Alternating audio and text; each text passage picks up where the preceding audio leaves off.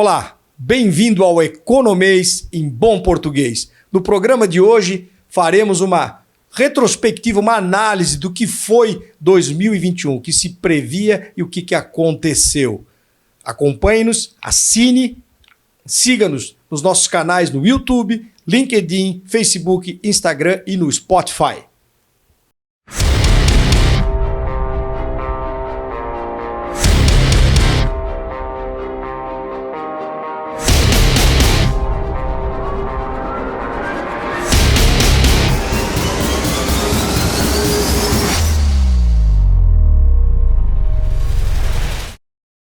Seja bem-vindo ao Economês em Bom Português. Hoje vamos fazer uma análise do que foi 2021, as perspectivas, o que aconteceu. E eu estou aqui na companhia do Ângelo Rodrigo Sé, do canal Desconforto. Estamos fazendo aqui um bate-papo a respeito dessas questões que atingem a vida de todos nós. Para começar a nossa conversa, eu vou trazer alguns números que estão hoje, né? O Boletim Focus sai toda segunda-feira. Hoje, terça-feira, estamos trazendo para você, então, informações fresquinhas do que acontece no mercado, quais são os indicadores. Eu queria colocar ali na nossa tela ali o número 1, o nosso quadro número 1. E olha só, a inflação acumulada em 12 meses está em 10,74, em 12 meses, 10,74. Depois nós vamos ver como é que era a perspectiva no início do ano. A previsão de inflação para fechar o ano, daí de janeiro a dezembro, 10,04. Isso é Boletim Focus de hoje, né, Ângelo? Sabe que o Boletim Focus, toda segunda-feira, o Banco Central anuncia aí quais são esses indicadores importantes. As previsões, né? E o engraçado é que a previsão era bem próxima do que realmente aconteceu, né? A gente está olhando ali os números, chegou bem próximo da realidade. Exatamente, os números foram evoluindo ao longo do ano, né? A gente vai ver que no começo do ano era bem mais otimista, né? Mas assim, como o Ângelo está falando, ao longo do que foi se desacortinando, os números foram realmente atingindo os patamares projetados. Aí nós temos a taxa Selic, que está em 9,25, a gente já sabe disso, esse dado não mudou, a inflação avançou 0,95% no mês de novembro, a Selic para 2022... ela está projetada já para abrir na casa de 11,25, podendo chegar até 11,50, depende do comportamento da inflação. E para 2023, se tudo der certo, 7,75 e 8. A inflação deve ser controlada. Existem muitos fatores aí que mostram que, tanto na questão da economia internacional como internamente no país, tudo correndo bem, vão passar o processo eleitoral, tem Copa do Mundo, tem uma série de questões em 2022, 2023 a coisa deve realmente se acalmar. E nós temos aqui aí o indicador do dólar, né, que continua ali, não deve baixar, a perspectiva é que ele não deve baixar da casa dos R$5 até 2024, negócio assim, né? Então assim, vamos conviver algum tempo com o dólar alto até por causa da questão da alta dos juros nos Estados Unidos. Ângelo, os Estados Unidos lá, eles estão levantando as suas taxas de juros e isso faz o dólar migrar para lá. E também faz com que pegar dinheiro emprestado se torne mais caro. Exatamente. Né? Isso acontece e acaba transformando em menos investimentos até no próprio país, né? Desestimula porque você começa a ganhar juro alto em dólar. Então a tendência é o dólar ficar realmente nessa casa. Então o governo tem que pensar estratégias aí para tentar defender um pouco essa cotação. Muitas vezes acaba estimulando a pessoa que realmente tem o dinheiro para investir em outras coisas do que investir em negócios, né? Exatamente, ele investe em papéis daí, buscando esses juros, né, essas alternativas. E para finalizar, né, aquilo que realmente nos preocupa bastante, que é o indicador de renda, né? O PIB é renda. Quando falar em PIB, bota na tua cabeça, tá falando em renda. Renda é o dinheiro que é criado dentro do país num ano e que vai para o bolso das pessoas. Então, mesmo, né, a gente já vai falar dessa questão da retrospectiva, falando que o PIB no terceiro trimestre, no segundo trimestre, ele caiu, né? Ele foi bem abaixo daquilo que se esperava. Nós estamos aí com uma previsão de fechar o ano com 4,65% de crescimento. Mas sabemos bem, é um crescimento... irreal, né? Porque ano passado ele foi negativo. Então, na verdade, não subiu tudo isso daí agora. Se a gente descontar o ano passado, ele subiu só 0,20, né? É isso, né? Ele caiu, na verdade, 4,30, mas se você, exatamente, se pegar o do ano passado com esse ano, não é esse crescimento em cima de uma base negativa. Isso. Então, se você descontar essa taxa aí, ele chega a 0,18, é bem menor do que está aparecendo ali. E a perspectiva do PIB 2022 fica pior ainda, porque assim, né, apesar de que a OCDE está mais otimista em relação ao crescimento do PIB aqui do Brasil, está falando em 1%, nós estamos aí abaixo de 1%, a perspectiva é 0,5%, e aí sim você tem um dado preocupante, voltamos, né, o Brasil é famoso por seus voos de galinha, né? Que eu vou, sabe que alguém já viu galinha voar, né? Dá aquela voadinha e cai. É assim, dá uma levantadinha e nós não estamos conseguindo há décadas, né? Há mais de uma década, que a gente não consegue crescer mais de 1%. Isso aí é realmente complicado numa economia do tamanho do Brasil, da importância do Brasil, não conseguir. Então, o aspecto técnico tem que realmente se pensar em algo para fazer isso descolar e a economia começar a ter índices de crescimento acima aí de 4% durante pelo menos uma década.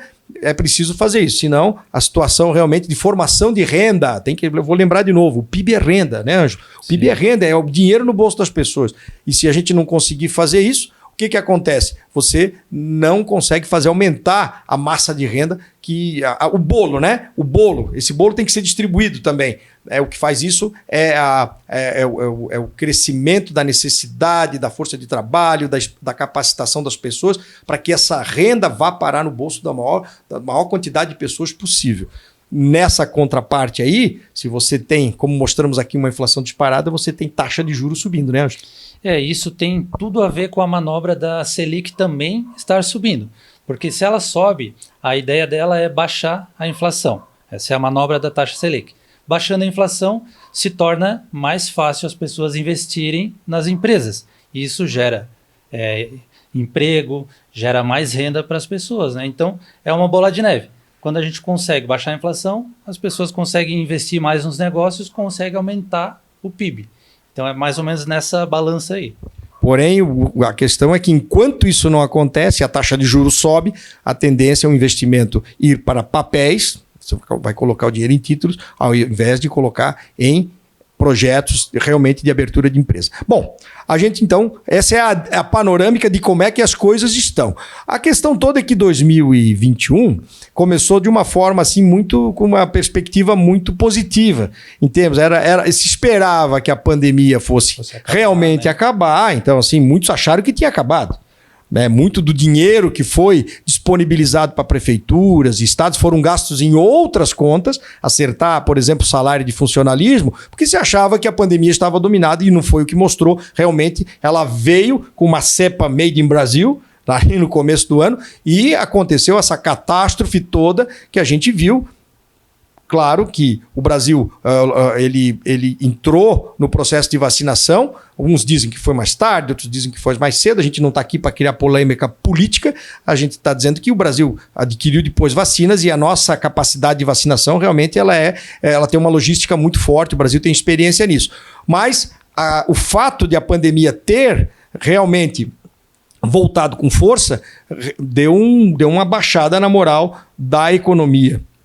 O que fez com que no primeiro trimestre até se tivesse um crescimento positivo, mas a gente vem gradativamente perdendo força ao longo dos trimestres seguintes. Eu estou falando especificamente do crescimento da economia. Então nós estamos falando de PIB, né, Ângelo? Estamos falando de PIB e assim, 2 trimestres de crescimento negativo, aí nós já estamos em recessão técnica. Exatamente. Eu acredito que em 2022 vai melhorar, porque essa cepa que a gente acabou descobrindo aí brasileira já tem muita contraversão sobre se ela é prejudicial, se ela é muito forte, se ela é mais fraca. Então eu acredito que a gente está num caminho certo para realmente erradicar a pandemia. Eu acredito pessoalmente que não vai passar de 2022 e a economia, depois que passar esse medo de investir no Brasil, esse medo de investir em qualquer coisa, na verdade. A hora que acabar isso, a economia vai deslanchar, porque a gente está com muita vontade, né? Muita gente buscando coisas novas, e isso vai fazer com que a hora que acabar a pandemia, a economia vai decolar no Brasil. Eu tenho fé. Um dado importante, ó, é que, claro, nós tivemos essa cepa que entrou no Brasil aí no começo de 2021, agora nós estamos com a Omicron, que parece que é bem mais suave, então está se entendendo ainda se as vacinas vão dominar isso ou não, mas deixando a pandemia, né, que não tem, aliás, não tem como deixar a pandemia, mas o que se observou ao longo de 2021, e isso que o Ângelo está trazendo para nós, é que apesar de isso ter afetado a economia, as empresas brasileiras que passaram a pandemia, elas se reorganizaram muito forte, elas reviram os seus processos, as suas estruturas de custos e a taxa de rentabilidade média das empresas que sobreviveram aumentou. Isso é muito positivo. Apesar de que, na dinâmica, o que se esperava da economia brasileira é que ela fosse ter um desempenho, o setor de serviços, o setor secundário, a indústria, né, e o agronegócio que vinha tendo um bom desempenho, esperava-se que ele fosse puxar mais o PIB para cima, e não foi isso que aconteceu. Nós tivemos um segundo trimestre com um desempenho de menos 0,4, agora menos 0,1, o que representa recessão técnica. Muito o agronegócio vinha puxando, né, o PIB, porém ele teve uma queda ali de 8%, porque a safra da soja acabou, né, e aí ele deu uma segurada. Eu vou mostrar aqui como é que está composto hoje o nosso quadro ali, número 2, como é que está composto, olha como é que é composto a participação dos setores no PIB brasileiro, olha só. Os serviços, ó, ali é comércio e serviços, né? 72,8% do PIB brasileiro é comércio e serviços. Tá? Quando fala serviço, entra o comércio junto. Depois vem a agropecuária, né?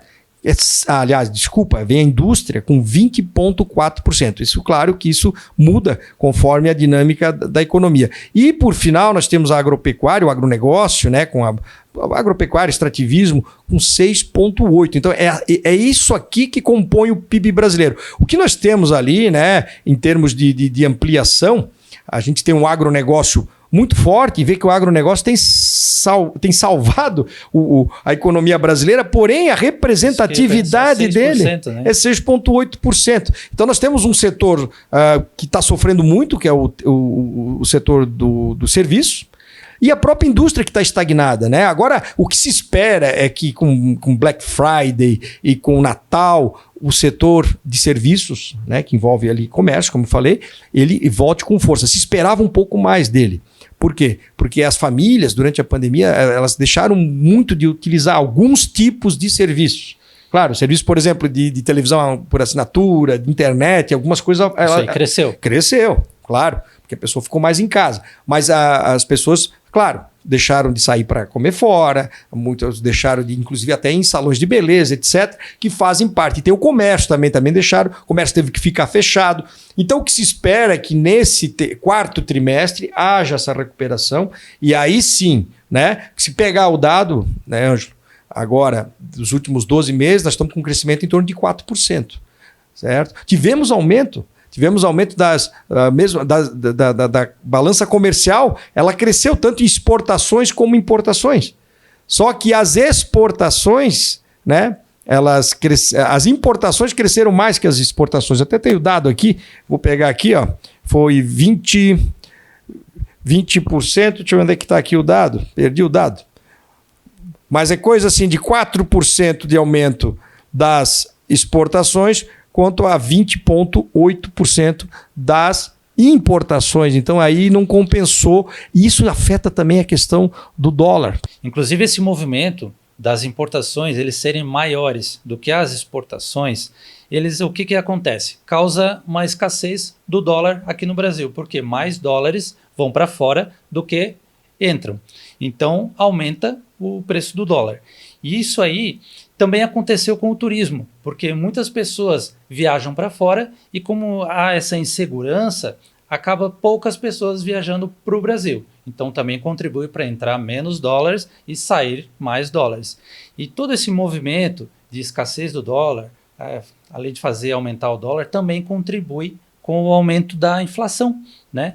Tudo isso reunido faz com que a inflação realmente vá para esse patamar que está previsto para 2022. Isso então, assim, isso explica muito, né? O que nós precisamos para fazer esse dólar baixar? O governo tem intervindo, está intervindo, né? Ele entra para baixar o dólar, ele entra vendendo dólares, contrato, ele faz o tal do swap cambial, ele sai vendendo, e até dólar físico mesmo, ele tenta baixar, mas não consegue, a pressão é muito alta. Isso aqui, esse dado mostra um pouco do porquê. Então, assim, você teve um movimento de exportações aumentando, até porque nesse momento, se pensar, a mercadoria brasileira está barata, as empresas, está tudo barato, a bolsa brasileira está barata, deveria estar entrando mais dólares no país. Nós temos um grande problema de insegurança jurídica, política hoje no país, que isso tem que ser resolvido a partir da próxima eleição. Você tem que ter um movimento de fazer isso, criar um ambiente econômico. Não queremos falar de política, vou dizer isso, mas o que a eleição vai trazer é uma aceitação do resultado, que seja ele qual for, e é aí em prol de uma união nacional para criar um ambiente para esse dinheiro que existe lá fora vir para cá. O que está acontecendo hoje é que mesmo com o dólar alto, o movimento de importação, e essa importação inclui, como o Ângelo bem disse, a ida, por exemplo, de turistas para fora. Mesmo com o dólar alto, está acontecendo isso também. Também tem, nessa composição das importações, também está essa saída, essa questão da utilização de serviços, viagens e também importação de bens, o que fez com que mais dólares saíssem do país do que viessem. Também procurando segurança, quem tem dinheiro não vai vir para um país, né, com um risco alto, ele vai lá para países com risco menor. Então isso explica bastante do que está acontecendo com o dólar e afeta a inflação mesmo. E até quem tem investimentos também vai procurar investir lá fora, porque vai lucrar em dólar, do que investir no Brasil. Então isso prejudica também. E hoje a facilidade, né, Ângelo? O cara investe facinho lá fora, né? Isso aí, o mercado é muito dinâmico. Você pode, né, entrando na corretora certa, você investe lá fora, em papéis lá fora, tranquilamente. E nem precisa ter muito dinheiro para isso. Não. É super simples. E aí, então, assim, a questão é essa. Bom, resumindo tudo, né? Nós deveríamos estar com uma dinâmica da economia segundo as previsões. Vamos ver as previsões, como é que eram. Vamos fazer um comparativo. Como é que estava no começo do ano, no dia 1º de janeiro de 2021, e como é que estão essas previsões hoje. Vamos botar... Põe na tela, né? Olha a previsão ali, inflação. Como é que era a previsão de inflação? Dia 1º de janeiro, ó. A previsão é que ela ia fechar o ano, se tudo corresse da forma como parecia aqui. Tem que lembrar que economia, né, Ângela, não é uma coisa estática, né? Ela é dinâmica, né? É dinâmica. Muda o tempo inteiro conforme o que vai acontecendo com o país durante o ano mesmo. Né? Exatamente. Então, os números mudam, não dá para cobrar, ninguém tem bola de cristal. A previsão hoje, ó, para 31/12 de 2021, segundo o Boletim Focus, é que ela vai fechar em 10,04. Aí taxa Selic. Previsão no dia 1 do 1 é que ela ia fechar o ano em 3%. Ela tem uma pequena alta. Estamos em 9,25. Previsão para 2022, 11,25. Segura aí na cadeira. Né? Vamos lá, travamos nos dentes e vamos para frente. Previsão para 1º de janeiro de 2000, do dólar, né, estava em 5 e está em 5,59. O dólar até que se comporta mais ou menos como se previa. Ele até chegou à casa do 4,95, mas a previsão não é essa não. Ele não deve baixar de 5 no ano que vem, pelo menos não. Se algo mudar muito a partir de 2023, daí a gente pode começar a pensar até, mas pelo que se vislumbra, o governo americano vai tirar incentivo e deve aumentar a taxa de juros para controlar a inflação. Estão incomodados. A inflação nos Estados Unidos está em 6%. A inflação não é exclusiva do Brasil. Ela aumentou mais no Brasil.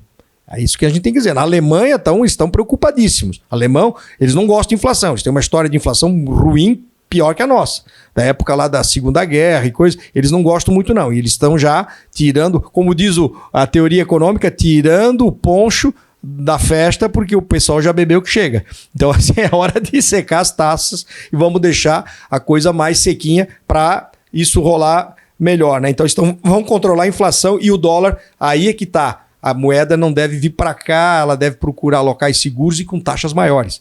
E o PIB, por final, tá aí, ó. Previsão até que tá melhor ainda que a previsão. É que ele ia ficar em torno de 3,40. Ainda está se aguentando.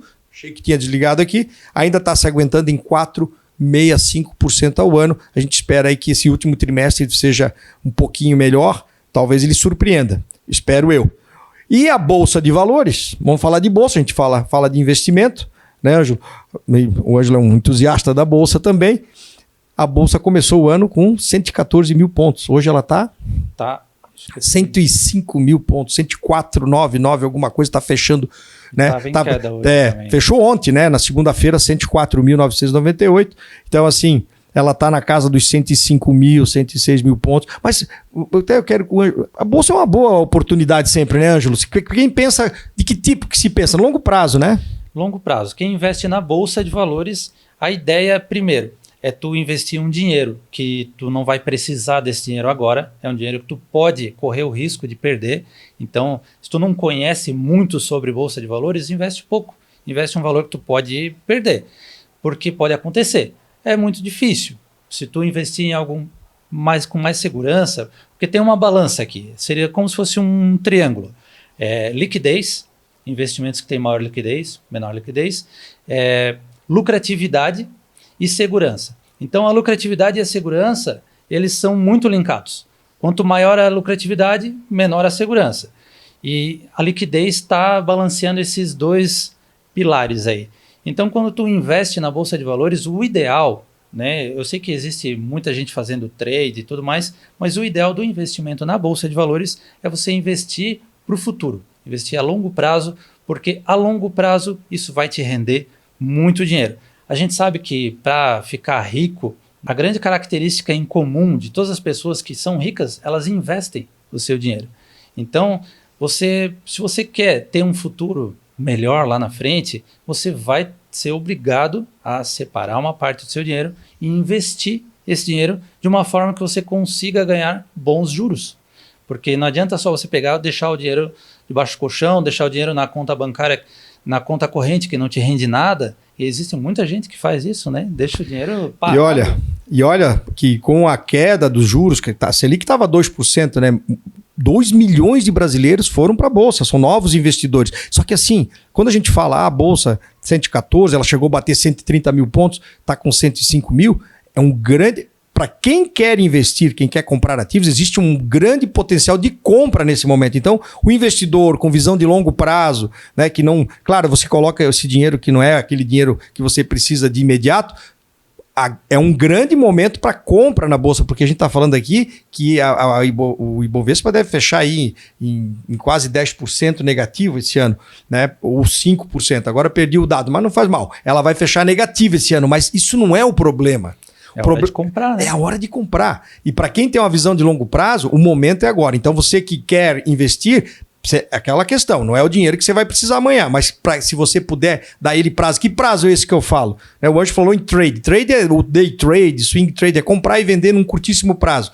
Esquece isso agora. Vamos falar de longo prazo. E longo prazo, quando fala, é 20, 30, 40 anos, dinheiro para aposentadoria. Agora é um grande momento para compra. Bom, eu queria agradecer a presença do Ângelo aqui, meu amigo, veio contribuir com a gente, né? Entre lá nos canais dele, Desconforto, procurem no YouTube, Instagram, Facebook. Vai estar o link na descrição. Vai estar lá, vai estar na descrição aqui, então não preciso ficar passando tudo. E o nosso Economês em Bom Português vai ficando por aqui. Eu peço a gentileza que você inscreva-se no nosso canal no YouTube, curta as nossas páginas, se gostou do conteúdo, dê lá o seu joinha, o seu ok. Siga-nos também, Instagram, Facebook, LinkedIn, Spotify. É um grande prazer estar aqui com vocês, contribuindo com informações. Espero vê-los ou que vocês nos vejam no próximo programa. Ângelo, muito obrigado. Obrigado, Marcos. Foi um prazer tê-lo aqui. De verdade, de coração. Um grande abraço, até o próximo Economês em Bom Português.